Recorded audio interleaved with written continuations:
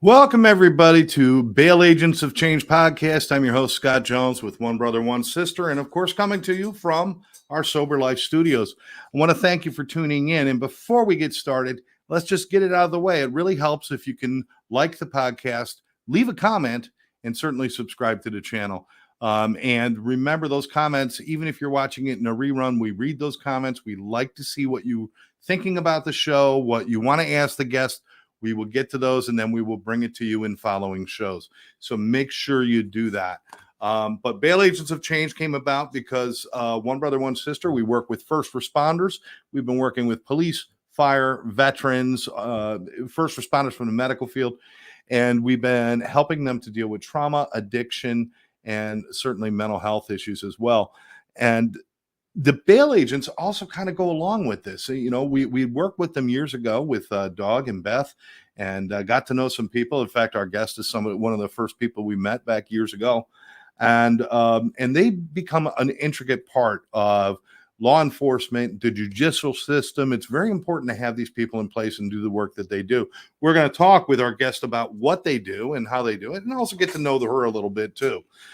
This is Gina Powell. She is the owner of AA American Bail Bonds, and that's out in Ohio, but she's got a presence that's so much bigger. I'm going to bring her in before we start talking about all the things she does. So, hey, Gina, how are you? Good, Scott, and thanks for having me on. Oh, my God, it's a joy. Absolute pleasure. I haven't seen you in, it's got to be 5 years. Yes, since the class I took with you guys out in Colorado. Yeah, I can't. Time goes by so fast. All these things happen and everything. But it was so cool to meet you. And you do so many good things. But you are the Mid-America Director for PBUS, which was the largest bail association in the United States. What exactly does that mean? Well, I help reach out to other agents, try to help PBUS grow, do research on what's going on in the bail industry, and try to stay updated with those things and what's going on in our area, basically, to let agents across the country know what's going on and other board members. And that's PBUS, I probably should have said before, is Professional Bail Agents of the United States of America. Right. It's a large organization, great people. We talked to Dave Stuckman just a couple weeks ago and had a good show with him. But it's important. You guys all work together in a certain sense. This isn't the kind of thing where I'm just a bail agent and I work all by myself and I don't get involved with anything else. You guys kind of have to band together, don't you? Yeah, we do. Some do, I should say. Wish all of us could, but it doesn't always work like that, you know. But let's get this. You've been doing this, if I'm reading this right, which is probably not possible because you look way too young for this. You've been doing this for coming up on 20 years now. Correct. Since 2005. Yeah. So next year is the 20th anniversary. Mm-hmm. You started in corrections. You worked in corrections. Yes. Why did you get into the bail industry? What drew you to it? I wanted to stay working with the criminals / defendants, but I didn't want to be tied down to a jail, inside a jail, punching a time clock. I wanted to continue working with these people on the outside and become my own boss as well. And what draws you to work with people like this? Because there's a lot of people that would probably say, why don't I want to work with these people? Why do you? I believe in second chances, hence the reason I'm a bondsman. Addiction is one of my passions. When I get to help the addicts in the recovery, that's just, one success story is like a million to me. So I just love working with these people. I love helping people, especially those in need, those that can't afford bail. We make it affordable for them to get out because, they have lives. Sometimes, you get put in jail for poor decisions. Good people, make bad decisions. So we just help them out any way we can. And then if they do have an addiction problem, then we try, for those who want the help, to get them on that road to recovery. Yeah, I think maybe people have a misconception that everyone that you bail out is a murderer and they're horrible people who have been career criminals. when most of your business are the people who just make a bad decision at one point in their life, or maybe they do it twice, but it's really not like these hardened criminals, right? It's both. We have a mixture. I Oh, mean, yeah, have we gotten murderers out? Absolutely. Rapists? Absolutely. People say, how do you do that? Why do you do that? Well, if Gina says no, I'm not getting that person out. Do you think that person's going to remain in jail because I said no? No, they're going to get on the phone. They're going to go to the next bail company on the list. They're going to find a way out, whether I do right. it or the next guy does it. So, and again, you're innocent till proven guilty too. So I'm not the judge or the prosecutor. It's not my place to judge these people that I bail out. It's my job to help them out and make sure they go to court. Yeah, you're not deciding going to let. I mean, the judges said this person can be on bail. They can go out and they can do those things. So that's determined before you ever get involved. Right. But like I said, a lot of the people, you end up with a lot of people who, we were talking about addiction. You brought it up, whose addiction took them into a bad space. They made a bad decision, and sitting in jail is just not going to do them any good, right? No, I recommend sometimes every case is different. Some people need jail for a couple of weeks, 3 weeks, 4 weeks to get, past the very worst part of the withdrawal. Right. But I don't say, I never say jail is the answer. It's a great start for some people who have to be forced to get clean, that cannot just stop, that need help and want help, but cannot do it on their own. But jail sometimes helps certain people. Not to mention it sometimes even just a couple of days just kind of reinforces, I don't want to make this mistake again, right? Right. And it teaches some of them a valuable lesson where, okay, this sucks. We don't want to do this anymore. A lot of them are committing crimes for, even if they didn't get, say, caught with drugs, they're committing a crime for that addiction, whether it's theft or, they're doing something because of that addiction.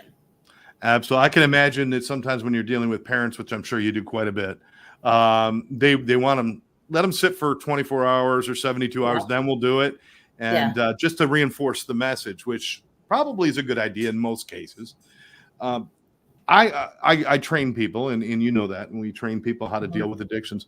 One of the things we bring up when we talk about the criminal justice system is that nearly 80% of all people who are incarcerated either have been involved with or have a very active drug problem. Does that sound about accurate to what you see every day? Yes. Does that shock you at all? I mean, were you surprised when you started seeing this? But of course, you were already in the corrections industry. But it's amazing, isn't it? Yeah, it's everywhere. And people say, well, I got to get out of here. I got to move. I just got to move, get away from this. Drugs are in every corner. I don't care where you go. It's going to be there. So you can't run from it. You just got to face it. No, you can't. You can't. It's something that has to be dealt with as well. Now, sometimes addictions, they go hand in hand. In fact, often it goes hand in hand with some sort of mental health issue, either a compulsion disorder or a depression or anxiety or something. But are you seeing more and more mental health as well too? Is that getting some attention? Yeah, we do. That and people that end up with, like, say, a car accident, a back injury or surgeries or something, and they start out on pain pills.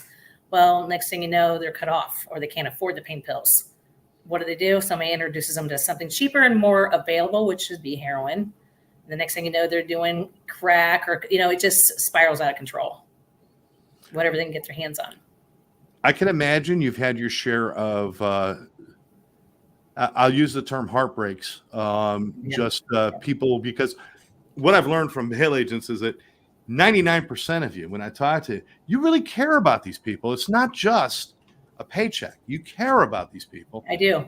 And there's a lot of times, and trust me, working in the addiction industry, there's a lot of times when we find out that somebody didn't make it or something happened. How do you handle that? Does that affect you? Yeah, it does. You think, especially when they OD, when you get them out of jail, you think, wow, maybe I should have turned this one down. What if I would have done this? I mean, you feel bad because you think, I got this person out, and the same day he overdoses and dies.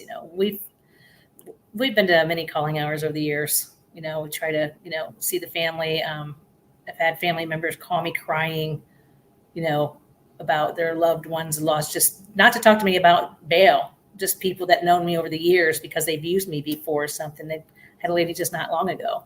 She lost her daughter in a car accident, and she was just getting indicted that day, and her daughter died while she was getting booked in. and she had just lost her son, who was shot and killed, like 2 or 3 months before that. So Wow. she had stayed in contact with me even after bail, and just to have somebody to talk to. Wow. That's amazing and heartbreaking all at the same time. She went through then here she was, arrested herself, but she ended up getting probation, which I was glad. The court was just like, their heart went out. The court was sympathizing with her so much. So that, we all felt for this woman. She made a mistake, and then she had lost 2 kids in the meantime. Is this a common occurrence that you get close to people and that you build a relationship with? I'm sure you're probably not their favorite person when you first meet them, but I'm sure it changes through time, right? Oh, I tell them all. I'll be your best friend or your worst enemy. I'll let you decide. So in other words, go to court. Number one, show up for court. Don't make us come knocking on your door. But my people are so respectful to me. And I develop a really good relationship with them. So no regrets. I respect them. No, I respect them as much as they respect me, because they're just human beings like me. They made a mistake. They went to jail. I don't judge them. I don't judge them at all. Right. I think we could all look back and find a few mistakes that we've all made in our lives. Absolutely. Some of us just didn't get caught, or it didn't affect people. Absolutely. But it could have. Right. Right. So you end up with that. I also understand that you were naminated for Bail Agent of the Year. Is that like nationwide Bail Agent of the Year? Nationwide. Wow. Beth Chapman was our president at the time. And she was just starting to go through the chemo and the cancer and stuff at the time. So she was supposed to present the award to me and couldn't be there due to the doctor's advice of don't get on that plane. And so she couldn't meet us out there that day. So, and I had no idea it was coming, but she had written up this wonderful speech about me.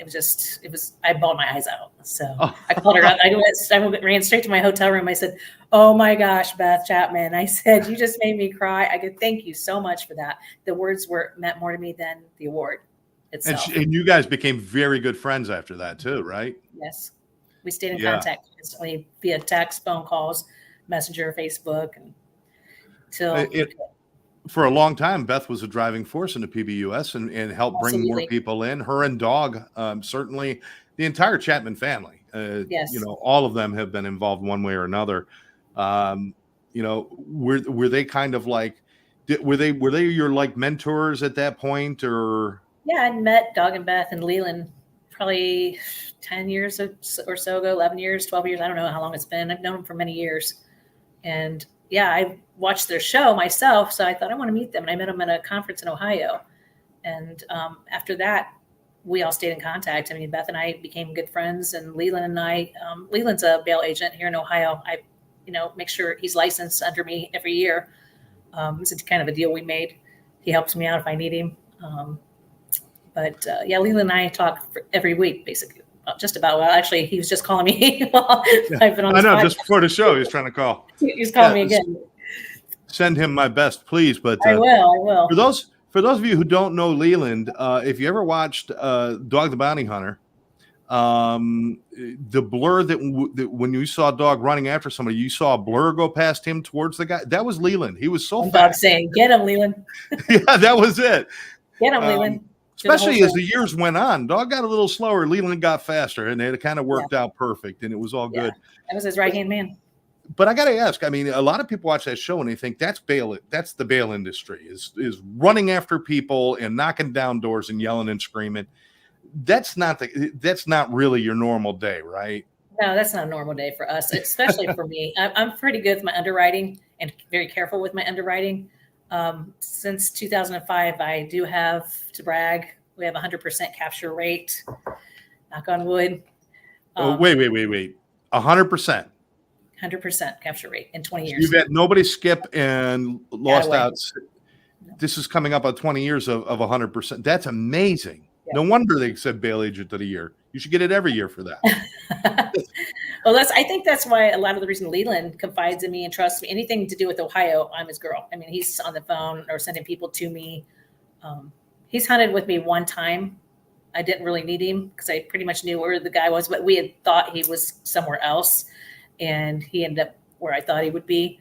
And Leland's like, "We're on our way. We're coming." So I'm like, "Cool, let's do it." And the guy was really glad to see Leland to get handcuffed by us, If you're gonna get handcuffed by one of the Chapmans. It's a badge of honor. But yeah, we don't. It's not like I don't do a lot of hunting. I mean, here lately I haven't, thank God, because my people. It's just amazing that all my people have been showing up and going to court. And if there wasn't a mistake, an attorney didn't advise them when to be there, or they depended on a letter in the mail, I can make a phone call. I call it my lazy bounty hunt. I can call them up, say, "Look, you missed court this way. Let's fix this. Let's stop. Judge's getting ready to sign that warrant. The warrant's not hot yet. Let's get you in court. I can get you a court date tomorrow morning. I'll work with the court and see what we can do." And they'll tell me, "Yeah, have them come in tomorrow morning, and we won't issue the warrant." And it's just an innocent mistake, Well, we all do that. I mean, I was supposed to. I missed jury duty one time just because I marked it on the wrong month on my calendar, and I didn't even realize it. People make mistakes. But I think your success has got to be about the relationships that you build and how you treat them, right? Yeah. And I think that's because I treat them fair and with respect, that they treat me with respect. I mean, I'm sure there's going to be somebody run on me soon or eventually. I mean, it happens in this industry. It just happens, unfortunately. Sure. But I am careful with my underwriting. But all my people, they check in, Mondays and Fridays, they call me, but they could be in Florida. Just because they're on the phone checking in doesn't mean they're where they're supposed to be. But that tells me they're following rules and guidelines and doing as I request, which is just check in once a week. Let me know if you get a new phone number, address, or new job. We were talking before about sometimes we get disappointed or hurt because maybe somebody that you helped out, you thought, hey, this person's really well on their way to doing great things. And then you find out either they committed another crime, ended up in jail, or something horrible happened to them.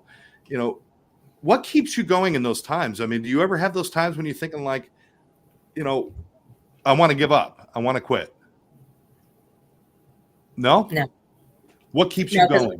If I get a runner, I eat, sleep, and drink that person. I can't sleep. It's all I think about. I don't care if it's a $5,000 bond or a $50,000 bond or $500. I mean, I just stay on top of it. So anytime we do hunt, we usually have our people in custody within 24 hours, sometimes 48 hours. But I mean, usually right away we have that person in cuffs as soon as we start looking for them. Right. But we don't treat them any differently when they run, unless they're trying to fight us, of course, or disrespecting me. I'm not going to baby them. But no. I do. We do the same thing, like dogging Beth and them. You want a cigarette before you go into jail. You want to make a phone call. I fed them and take them through Wendy's and feed them if they've missed chow time. So if they're cooperative. I love that. I love that because, in the addiction industry, working with people too, they're coming through and they might be agitated. They might be downright mean at times, but right. I also understand they're not doing that because they want to hurt me. They're doing that because they're terrified and they're just lashing out. And people won't show up, right? They won't show up for court sometimes. Why? They're afraid of a drug screen. It's not that they're going to say screw Gina, or screw my mom or my girlfriend, whoever bonded me out. It's about the fear of getting caught because they know they're going to have a drug screen when they walk in to see that PO or before they see the judge. They get pulled off to the side. So that's a lot of the reasons people don't. I mean, I get a lot of FTA calls, failure to appears. From jail, people in jail on misdemeanors. Why didn't you show up? First thing I ask them, why didn't you just show up? Was you dirty? Yeah, I was afraid. I hear that all the time. Yeah. I'm like, well, I've never bailed you out before. You've never ran on me. Let me check out your record. If you got 10 cases and I find 10 FTAs, no, I'm not going to get you out. You're a huge flight risk. But you got one here and there. Yeah, you got a good co-signer. I'm going to get you out. And I'll give you a chance because like I said earlier, I believe in second chances. Just don't screw this up. Why is this so important? There's this big thing that's been going around we call bail reform, which actually it's not reform. It's not reform. I don't know why they use the word reform. Means to change something or to improve something. Improve it, right? They're trying to eliminate it. They should call it bail elimination and then stand on what they're talking about. Absolutely. So the reform is just like a smokescreen. And when you say why do they want to do that? They are, I don't know if I'm allowed to say this, but that is the Democrats. It's not. I just want to say it's not the entire Democratic Party, No, it's because the majority. I work with a lot of Democrats who believe in the bail system, but I there's a agree. handful of women in charge that believe it shouldn't exist. Yeah, I agree. There are What some. is their argument? Why are they saying it shouldn't exist? They say it's unfair to those who can't afford bail, which we do. Like I said earlier, make it affordable. We do payment plans. Right. Another thing, I mean, try to avoid getting arrested. That keep you from having to worry about affording bail. And see, that's the thing, is if you're making the point that not everybody can afford it, or it's not accessible to everybody, then use the reform word the right way, saying, how can we do it so we can reach more people? How can we change it so that we can be more, instead of sitting down at the table and talking about that, they just want to get rid of it. So right. It and doesn't they accuse make any us of sense getting to me. rich. They accuse us bondsmen of getting rich off the poor. Like we're taking advantage of these people. This is a risky business we're in, and there's no advantage. We're not taking advantage of nobody. It's the law. We charge 10%. We didn't create that law. That's what the state of Ohio requires us to charge for bail. And like I said, we make it affordable. But you got people like George Soros and the ACLU and people like that who are paying these people's bail so that they do swing that cell door open and let them out for free. It doesn't cost these people a dime, because these people they're funding this, they're backing this, and they got all this money to back it. So, our back's up against the wall. And that money, if it's not coming out of their pockets or their family's pockets or something, then they're not accountable to it. And they're going to run. It loses all meaning at that point. Then look at New York. Once they change that, I mean, I call it Zoo York. It's just they arrest them, take them in, book them in, throw them right back on the street, and they're committing another crime that same night. It's just. It's insane. It's like now, and they're re-victimizing the victims. The victims are now not the victims anymore. They're acting like the criminals are the victims. Right. Absolutely. So you're not opposed. And I know, again, meeting the people at PBUS and talking to a lot of people. And first of all, there's many other businesses you can get into if you want to get rich. The bail industry isn't automatically I'm going to get rich. You're not making a ton of money off of it. You're making you're making a living because you work for it. That's all you're doing. I mean, we work hard for that money. You work hard for it. And like I said, it's a very, very, very risky business. And we guarantee their appearance. So say they do get bailed out by the ACLU or Soros or whoever, who's going to go pick these people up? All these people like in New York that are on the run right now that never showed back up. Who's going to go after them? Nobody. Cops don't have that kind of time. I mean, how are you going to guarantee their appearance? But none of you, including most of the board members I've met and stuff, would be opposed to sitting down and talking about how to make it better. But no, that's not what anybody's suggesting. Nobody wants to sit and talk about it. They just want to get rid of it or keep it. And there's we need to have a sit down if there's going to be a change and make good changes. But if you can come up with something good, maybe you can't. Maybe this is the best it gets. But it's important. How come they're not talking about probation? Yeah. There's electronic monitorings that they're putting on their ankles. You don't pay that bill, what's going to happen? You're going to go to jail because you didn't pay your monthly fee for electronic monitoring, or your probation fees to be on probation, or your court fees and your court costs. I mean, why is that okay? Exactly. And that's the thing, is it's this all or nothing attitude. Instead of, there's never a perfect system anywhere doing anything. Everything can use improvement. But this complete it's completely this way or completely that way, that makes it really tough. And at the end of the day, who's going to suffer if you guys can't do your job? It's going to be the people that you've been servicing all along. Now, hundreds of thousands of people that are getting help from you guys are now not going to have any help. I have had, it's not often, but I've actually had parents, I'll tell them the truth. Because I'm not going to be unethical in this business. Most bondsmen won't. Say it's a 10,000, 10%. There's some bondsmen I know personally. It's 10%. You got the 1,000. Why are you calling me? Go pay the court. I tell my clients that. Don't give me the 1,000. You get no money back. You have to sign, and you're on the hook for $10,000 to go guarantee his appearance, make sure he shows up for court. You have us knocking on your door if they don't. So if you got the money, go pay it. They call us on 10% bonds if they need a payment plan. Say they only have 500 of that. Then I can see you calling me. Sure. But I've actually had parents say, no, we don't want to pay the court. We want to give it to you. I'm like, okay. Because I think they feel comfortable having us to ensure that person's appearance. They know we're going to hunt them down. Now I know you, and I know your heart, and I know that you're like one of those people that when you meet, I'm going to tell everybody out there, when you meet Gina, you don't forget her. She kind of stays with you because you got that got that personality, and it's awesome. But not everybody out there is that good. Like any other business, there's a lot of people that take shortcuts and do things wrong. Here's the question. I mean, you drive to the courthouse, you pass 3 bail agents' places on the way to the courthouse. In any city, they always make themselves close to it. How do you know which one to choose? That's a question. I mean, if you do have to call somebody, how do you know who's good, who's not good? What do you look for? Well, what I hear from my clientele, I just had a girl tell me this a couple of days ago, actually. She said she went to Google and looked at the reviews, and she saw all of my good reviews. So that's what she judged who to pick. I hear that. Also, what I mostly hear is the inmates will tell me, Gina, your name's all over this place.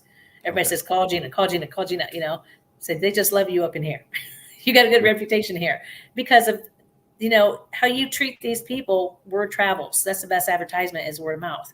And you treat them with respect, that gets around. And these people know I don't play. They'll tell you, I know you don't play, Miss Gina, but we respect you. And, everybody says to call you. So I guess it wouldn't be a bad idea to call Better Business Bureau just to make sure there's no complaints or anything like that as well. That too. You could do that too. Yeah. That kind of stuff. But yeah, it's really difficult. And, tell me if I'm wrong, but I always tell people, go with your gut. If you're talking to them and it doesn't feel good to you, don't do it. Call somebody else. Would that be accurate? Absolutely. Absolutely. I mean, I love talking to people. I spend time with my people. I take the time to thoroughly go over things with them. I don't try to hurry them off the phone. You have any more questions, things like that. I spend a lot of time on the phone. I mean, my phone is my life. This thing is, I've counted over 100 calls in one day several times before. I mean, I get a lot of high volume calls. So I like to spend time with my people. And I think that helps too, because I show some caring and compassion for them. It's not about just getting paid, but and even if you don't choose me, like I had a girl call me earlier. She was mad because somebody else posted her bond. It wasn't me. She's like, they were supposed to call you. I go, well, it wasn't me. Well, I don't know why you're still in jail. It wasn't me. You'd been out by now. Now we're gonna have some people maybe watching this show. They might call you, but they might be in a state or someplace that you don't operate. But that's also the kind of thing where people and you'd be able to say, hey, listen, if you're here, go over there and stuff like that. You don't have to hang up on them if they can't use your service, right? No, I either recommend somebody else in the industry, or I do what is called a transfer bond. So I would just call my insurance company and say, hey, who do you have in this area in Ohio, or say whatever state it is, Florida? The people are here. They want to come meet with me and pay me and sign here, but their person's in Florida. So we just get an agent go inside and post the bond for me down there and just pay that agent to walk in and post the bond. You'll still have some involvement then. I would still be liable. Full liability is on me. Oh, that's awesome. That is awesome. Yeah, because I think people are going to like, what you're talking about here and everything. And she does take time for people. Folks, she's got friends sitting by her pool right now. And she's in here talking to us. So she will take the time. She's getting ready to go. We got a few more things to take care of here. I always like to ask this. Is there without using names, obviously, is there a story of maybe somebody who had a real impact on you and really kind of we always look for that thing which solidifies, I know this is what I'm supposed to be doing because of this. Have you had that moment? Oh, several. One sticks out a lot in my head is because of where I found this little girl. She was probably 100 pounds soaking wet, and we're searching the house, and her mom was sitting a few feet away from the kitchen, and it was all open. You can see the living room from the kitchen, small house. Down the hallway, I go down there. I'm looking for my girl. There's somebody in the bed. I rip the blanket back. It's a female. It's not my girl. There's syringes laying in the bed with her. There's crack pipes and syringes all over the nightstand. I back up into a drawer full with 60, 70 needles, used needles in them. Nobody knows where this girl is. Mom's sitting there swearing up and down. She was here earlier, Gina. She won't be back till tomorrow morning if you come back in the morning.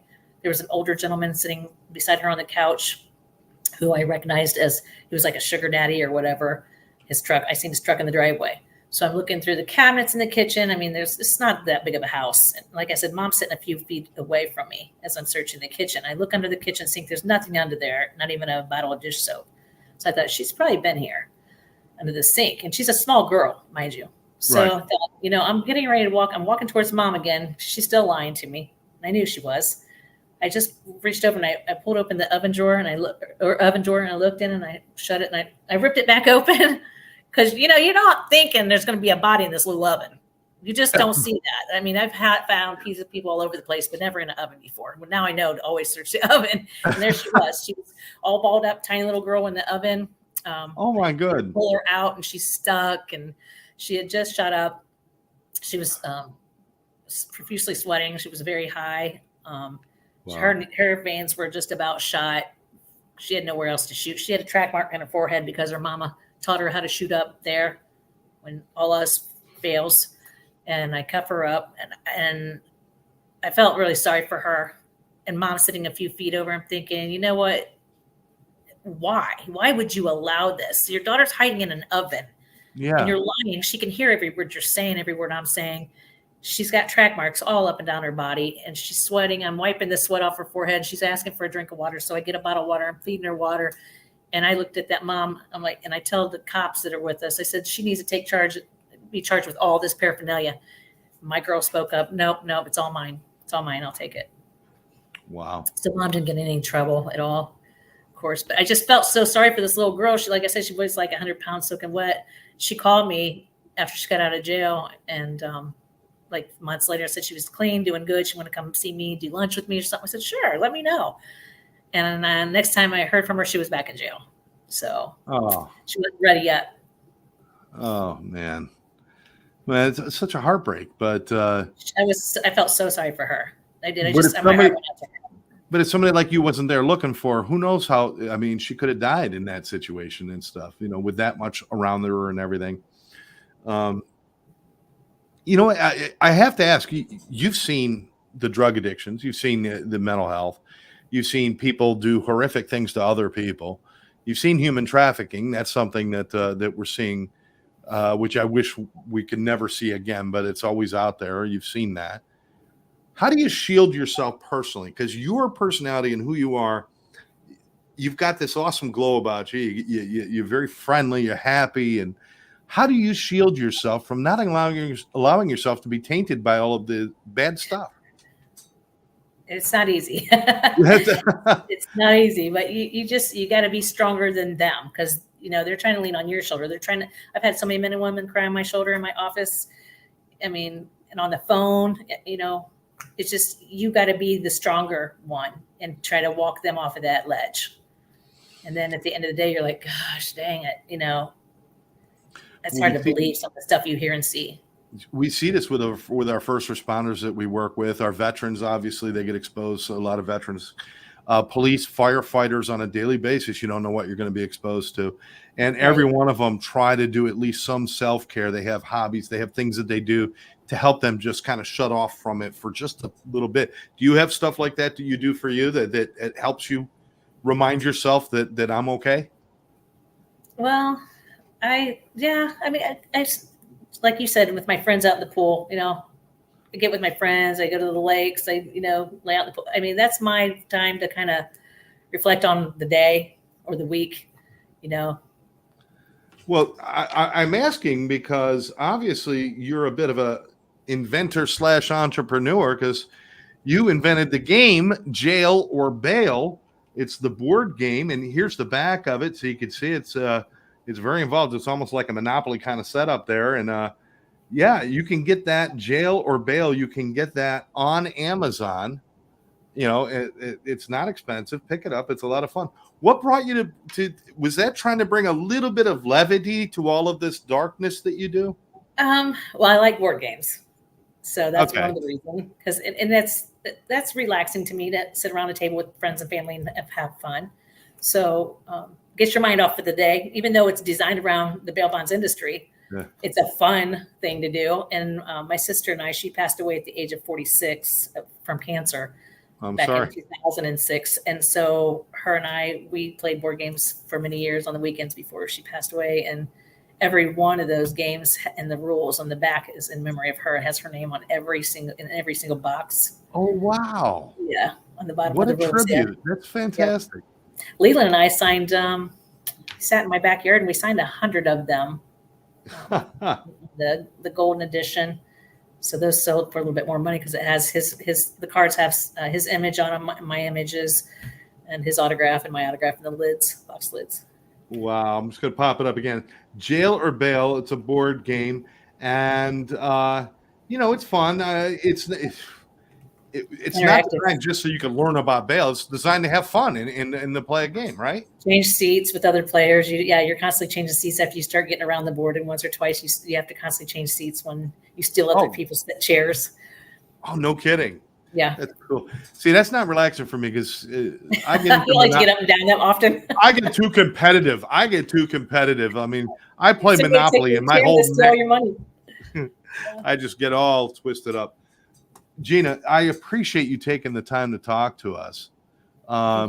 Once again, for people out there who don't understand just how important it is that we have the bail system in the United States, what would you like to say to them? That maybe, is there something they can look at, or is there just an idea you want to plant in their head? The people who don't know all the details and they're undecided, what would you like to tell them? Well, we are very important because, again, who do you think's taking these people off the street when they go on the run, when they make bail? If they're just letting the cell doors, they're just opening up cell doors and let people out, they're not going to come back. There's nothing there. We have stake in the game. So we're going to hunt them down. Even though we have a cosigner, I'm still going to hunt them down. I'm not going to go to the cosigner and give me 10 grand. Especially now, not with 100% capture rate, because then it gets a little personal with me because I don't want that. Keep your record intact. I got it. So we make sure they get to court. And of course, people thank us like that when they see it, that we're hunting. They thank us for, doing what we do. We do get appreciated for taking people in when they don't follow the rules and they go on the run. I mean, we've found people all over the country before. So. Wow. It's a tedious, risky job. So coming up on 20 years, you ready to stop anytime soon, or are you just going to keep going? Never. I'm not stopping.